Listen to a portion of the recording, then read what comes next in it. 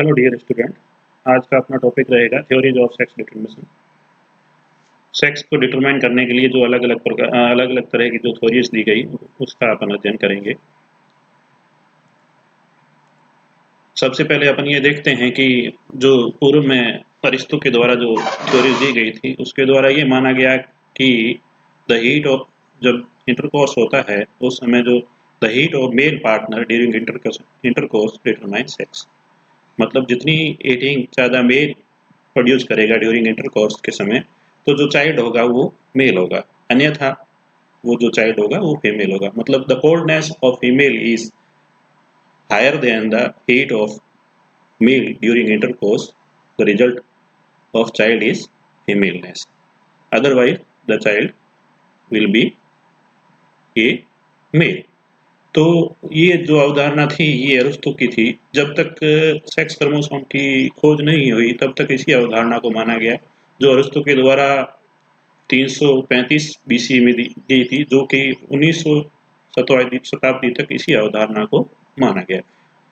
और इसके पश्चात जब सेक्स क्रोमोसोम्स की डिस्कवरी हुई तो इस अवधारणा को नेग्लेक्ट कर दिया गया और उसके बाद ये माना गया कि ज़्यादातर जीवों के अंदर जो सेक्स क्रोमोसोम है वो उत्तरदायी होते हैं कि सेक्स मेल होना है या फीमेल होना है। In some of the species environment and hormonal also affect on the determination of sex. If the environmental theories of sex determination such as Aristo were popular until about ये अपने चर्चा कर ली कि 1987 से पूर्व तक जब तक सेक्स क्रोमोसोम्स की डिस्कवरी नहीं हुई थी तब तक ये अरिस्टो की जो अवधारणा है कि इंटरकोर्स के समय जो मेल की हीटनेस है, more heatness produce male child and less heatness the result of female childness. As it turns, Aristo was on to something. At least in the case of some reptiles, कुछ जो सरीसृप हैं उनमें ये देखा गया कि तो टेम्परेचर जो होता है नेस्ट का, तो ये इन्वायरमेंटल फैक्टर है जो सेक्स को डिटरमाइन करता है। तो यहाँ पर टेम्परेचर निर्धारित करता है कि वो जो रेप्टाइल्स के अंदर जो सेक्स है वो एम्ब्रियो का किस में कन्वर्ट होना है, मेल में कन्वर्ट होना है या फीमेल में कन्वर्ट होता है। तो इनका जो ऑप्टिमम टेम्परेचर होता है 22 से 28 के बीच में यदि टेम्परेचर रहता है during the development of eggs into embryo, तो उस समय ज़्यादातर वो जो एम्ब्रियो होता है वो मेल में डेवलप होता है और इसके 28 से ऊपर चला जाता है टेम्परेचर तो वो कंडीशन में जो रेप्टाइल्स है वो फीमेल में होता है। तो यहाँ पर इन रेप्टाइल्स के अंदर टेम्परेचर उत्तरदायी होता है, मतलब इन्वायरमेंटल फैक्टर उत्तरदायी होता है। तो ये अरिस्टो की अवधारणा यहाँ कहीं कहीं सही साबित होती है। लेकिन ज़्यादातर for most animals however sex is determined chromosomally, लेकिन ज़्यादातर जीवों के अंदर जो सेक्स का निर्धारण है वो क्रोमोसोम्स के ऊपर बेस्ड होता है। तो उसी के आधार पर अलग अलग जो थ्योरीज दी गई, जिस modern theories of sex determination, there are 4 theories, 4 जो सिद्धांत से दिए गए। पहला है क्रोमोसोमल के आधार पर सेक्स का निर्धारण, जिसमें हेट्रोगेमी एंड होमोगेमी देखा गया। यदि मेल हेट्रोगेमी है तो कहीं फीमेल हेट्रोगेमी है और मेल होमोगेमी है। और दूसरा सिद्धांत है जेनिक बैलेंस थ्योरी, मतलब जो सेक्स क्रोमोसोम्स है एक्स और वाई क्रोमोसोम्स का बैलेंस होना। तीसरा है हार्मोनल थ्योरी, तो अपने कहा कि ये इतने फैक्टर्स है जो सेक्स को कहीं कहीं कंट्रोल करते हैं या इन्फ्लुएंस करते हैं। तीसरा hormonal theory of sex determination, चौथा है theory of environmental factors.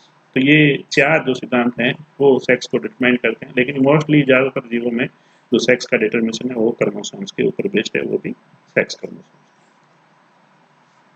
Sex chromosomes determination result in the development of individual with the characteristics that allow them to identify as a male and female. जो विकास के समय हर एक प्रत्येक जीव के अंदर जो उसके लक्षण विकसित होते हैं वो ये उससे पहचान हो पाती है कि वो नर है या मादा है या फिर वो हर्मोफ्रोडाइट्स है। ठीक है, इन सर्टन स्पेसीज लाइक हर्मोफ्रोडाइट मतलब उभयलिंगी, हिंदी में उभयलिंगी कहते हैं। तो जब विकास के समय जब उसका भ्रूण विकसित हो जाता है और उसके बाद डेवलपमेंट होता है तो उसके बाहर ये जो लक्षण हैं तो वो ये दर्शाते हैं कि वो नर है या मादा है या फिर हर्मोफ्रोडाइट मतलब उभयलिंगी, एक लिंगी है या उभयलिंगी है। इन सर्टन स्पेसीज लाइक मतलब कुछ ऐसे स्पेसीज जैसे ये नेमेटोड्स का एक स्पेसीज है सिनोरैबिटेट एलिगेंस, तो इसके अंदर बहुत ही कम लक्षण होते हैं जिसके ऊपर आप तय कर पाते हो कि ये मेल है या फीमेल है। तो कुछ ऐसे स्पीसीज भी है तो उसको लक्षणों के आधार पर आप नहीं तय कर पाते कि वो मेल है फीमेल है। तो ये एग्जांपल ऐसा है, in certain species like the solid nematode Caenorhabditis elegans difference in sexual characteristics can be very small, बहुत कम जो कैरेक्टर है जिसके आधार पर इसको डिफाइन किया जाता है कि ये मेल है female. In fact Synoreptated elegans, the only distinct sexually character is the presence of testes versus an ovotestis, या टेस्टिस और ओवो दोनों के आधार पर ही इसको डिसाइड किया जाता है कि ये मेल है फीमेल है। अन्यथा बहुत ऐसे लक्षण नहीं दिखाई देते उसको कि अपन उसको अलग कर पाए कि ये नर है कि मादा है। In other species the phenotype difference, दूसरे बहुत सारे ऐसे स्पीसीज जैसे पक्षियों में आप देखते हैं तो उसकी प्लूमेज जो उसके शरीर के ऊपर पाई जाने वाली पंखुड़ियों के आधार पर आप उसको डिसाइड कर लेते हैं कि ये मेल है फीमेल है। टॉम टर्की वर्सेस कुछ ऐसे पक्षी होते हैं जिनके अंदर उसकी पश्च भाग की जो पंखुड़ियां वो एक पंखे की तरह दिखाई देते हैं। तो ये कुछ ऐसे जीव है जिनको बाहरी लक्षणों के आधार पर भी आप मतलब फिनोटाइपिंग मतलब बाहरी लक्षण जैसे पक्षियों में देखने को मिलते हैं कि उनकी पंखुड़ियों के आधार पर अपन ये तय कर लेते हैं कि ये मेल है या फीमेल है। जैसे ये remarkable plumage and a display of tom turkey versus rather than plain features of female turkey, तो इससे ये पता लगा जाता है कि ये वो पक्षी है वो फीमेल है या mail. Female and male mammals are also readily distinguished by the many difference in their internal and external phenotypes। तो कुछ दूसरे ऐसे जीव हैं जिनको बाहरी लक्षणों से अपन देखते हैं कि वो मेल है फीमेल है, उसके व्यवहार के आधार पर, उसके अंदर होने वाली जैविक रासायनिक गतिविधियों के आधार पर, जैविक गतिविधियों के आधार पर ये पता लगाया जा सकता है कि वो मेल है फीमेल है।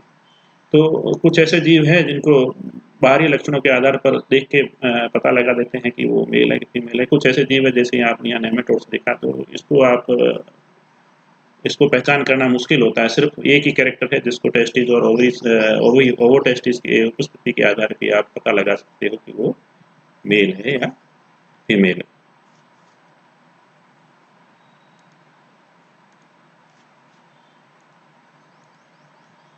The first major breakthrough in understanding sex determination was the discovery of sex chromosome। तो पहला जो बड़ा इसका कारण था सेक्स डिटर्मिनेशन का कि वो नर है फीमेल है, तो वो सिर्फ डिस्कवरी ऑफ क्रोमोसोम्स के आधार पर सेक्स क्रोमोसोम्स की जो आविष्कार या सेक्स क्रोमोसोम्स की पहचान होने के बाद ये पता चल पाया कि ये सेक्स का जो निर्धारण है वो ज्यादातर क्रोमोसोम्स के ऊपर निर्भर करता है। From A meticulous analysis of male and female insect chromosome, scientists discussed that although most chromosomes were present in equal number in both males and females, insect के ऊपर बहुत सारे वैज्ञानिकों के द्वारा अध्ययन करने पर यह पता चला कि जो नर और मादा है उसमें ज्यादातर जितने भी क्रोमोसोम्स हैं वो ऑलमोस्ट एक ही प्रकार के उपस्थित होते हैं। लेकिन देयर वेर वन टू या एक या दो ऐसे क्रोमोसोम्स होते हैं जिनमें कहीं कहीं बराबरी नहीं होती या समानता नहीं होती, तो वही क्रोमोसोम्स ये डिसाइड करते हैं कि वो मेल और फीमेल है। तो यहाँ पर ये कहा गया है कि जो क्रोमोसोम्स इंसेक्ट्स के अंदर जो मौजूद है तो वो ज्यादातर नर और मादा के अंदर क्रोमोसोम्स इक्वल होते हैं। एक या दो क्रोमोसोम्स में कहीं कहीं अंतर आता है तो वही क्रोमोसोम्स ये तय करते हैं कि वो नर है फीमेल है या male. Analysis of additional species over the years has revealed that chromosome differences are primarily responsible for the sex determination in most animals। ठीक है ना, बहुत सारा अध्ययन करने पर कई वर्षों तक अध्ययन करने के बाद ये पता चल पाया कि क्रोमोसोम्स का जो अंतर है, जैसे ये यहाँ पर लिखा हुआ है कि 1 or 2 एडिशनल क्रोमोसोम्स अनइक्वली, मतलब कहीं कहीं एक या दो क्रोमोसोम्स में असमानता ही ये तय करती है कि वो स्पेसीज की संतान मेल है कि या फीमेल होगी। ठीक है ना, तो primary responsible for sex determination in most animals, तो सेक्स क्रोमोसोम है वही प्राथमिक रूप से वही उत्तरदायी होते हैं कि जो सेक्स है वो मेल बनना है या फीमेल बनना। The complete account of chromosomal sex determination, तो सेक्स डिटरमिनेशन का कंप्लीट अकाउंट है which was work by the Stevens के द्वारा 1905 के अंदर उसके ऊपर अध्ययन किया गया। दिस व्यू वाज सपोर्टेड, मतलब उसका सहयोग दूसरे वैज्ञानिक भी है जैसे विल्सन, ब्रिजेस, गोल्डस्मिथ और वाइटिंग ने भी उसका सहयोग किया। Sex determination is the process by which fertilised egg develops the characters of either the male और फीमेल, मतलब अंडा एग निषेचित होने के पश्चात वो उसके अंदर जो लक्षण है वो नर और मादा के विकसित होते हैं, उसके आधार पर ये डिसाइड किया जाता है कि सेक्स निर्धारित हो पाता है उसके आधार पर। This process occur at the time of fusion of eggs and sperm, जब एग्स और स्पर्म आपस में फ्यूजन होते हैं, उसके पश्चात ये प्रक्रिया शुरू हो जाती है कि वो मेल में एम्ब्रियो जो बनेगा वो मेल होगा का फीमेल होगा।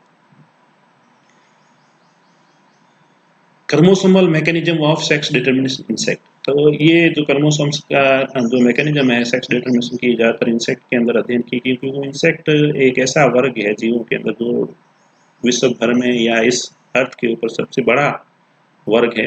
तो उस बड़ा वर्ग होने के साथ साथ उसमें ये भी देखने को मिलता है कि जो सेक्स डिटरमिनेशन की गतिविधि है तो वो भी इसके अंदर बहुत सारी वेराइटीज पाई जाती है, या प्रक्रिया है सेक्स डिटरमिनेशन तो बहुत वेरी करती है हर एक इंसेक्ट के अंदर, क्योंकि this large class of in in all organisms, पूरे सारे जितने भी जीव हैं उनके अंदर सबसे बड़ा वर्ग है ये।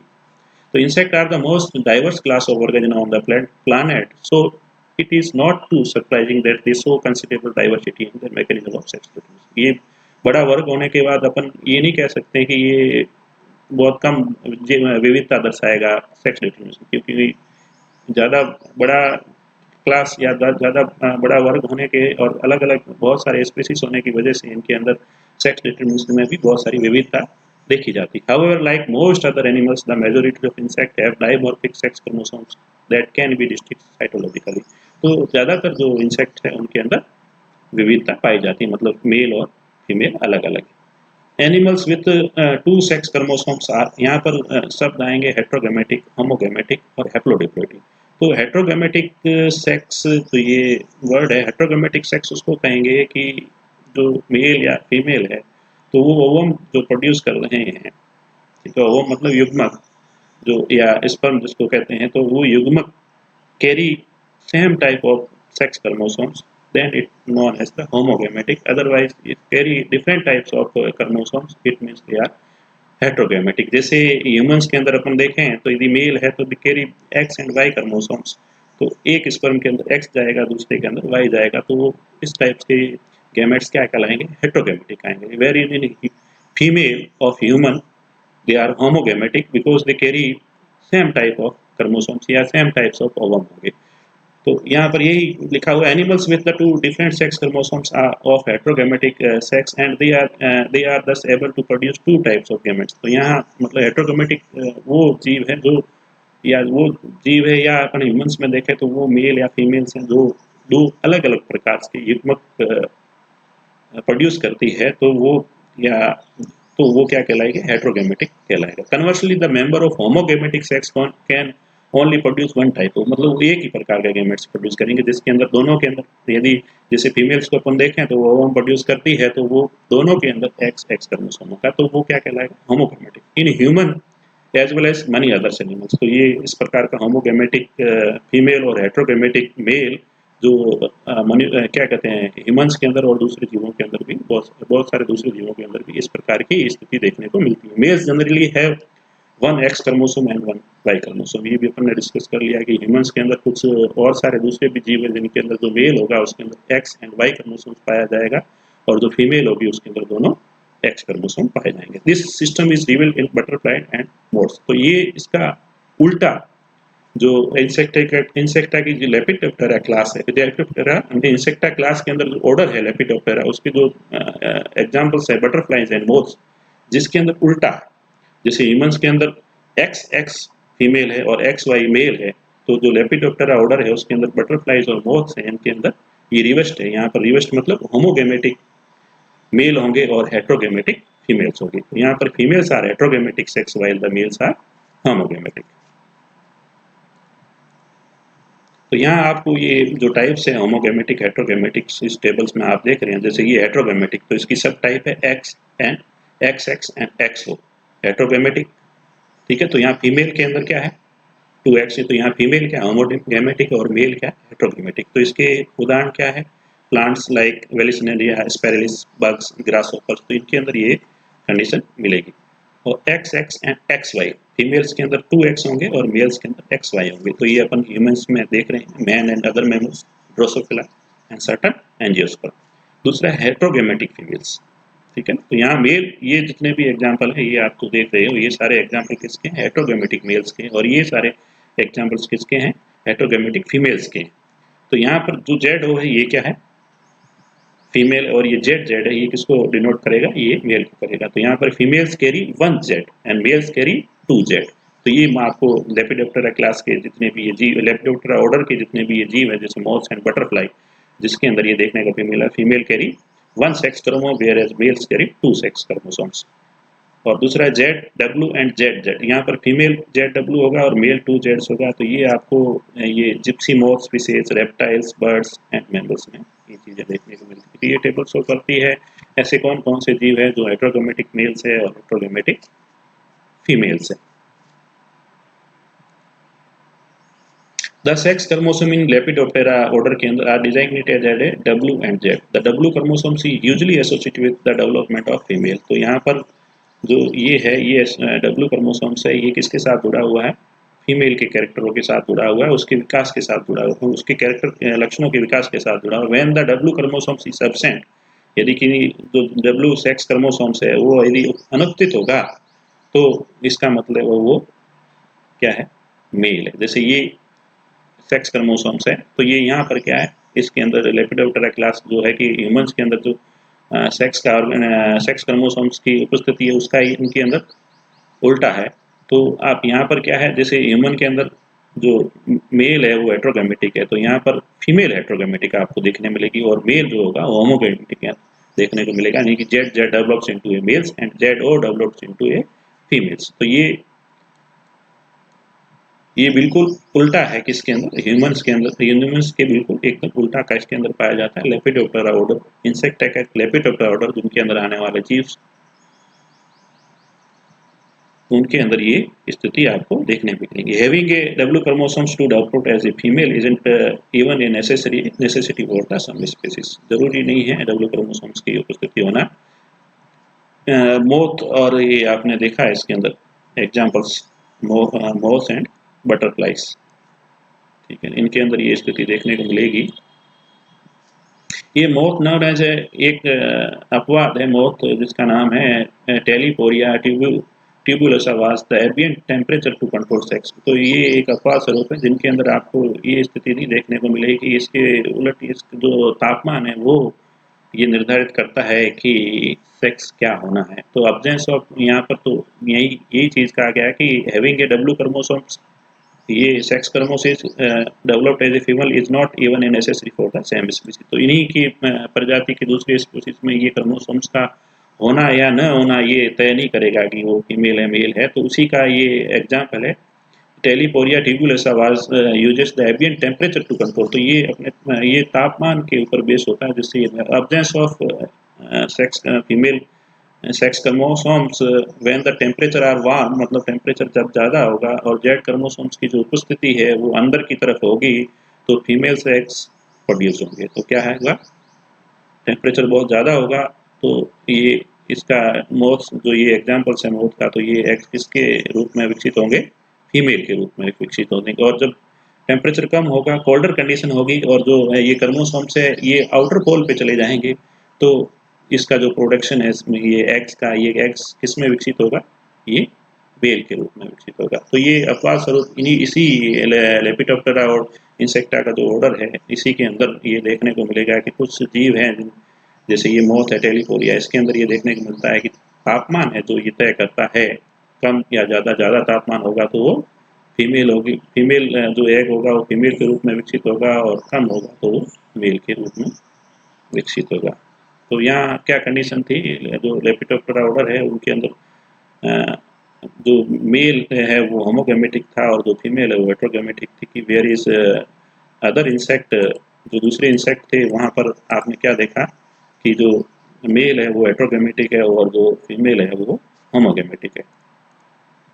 तो ये वेराइटीज मिलेगी सेक्स डिटरमिनेशन की किन के अंदर, इंसेक्ट के अंदर, क्योंकि ये बहुत बड़ा एक वर्ग है जीवों के अंदर। बायोडाइवर्सिटी, जीव विविधता बहुत ज़्यादा पाई जाती है, तो इनके अंदर सेक्स डिटरमिनेशन में भी विविधता पाई जाती है। तो this system corresponds to the adaptive advantage of favouring the production of female offspring when the condition are good.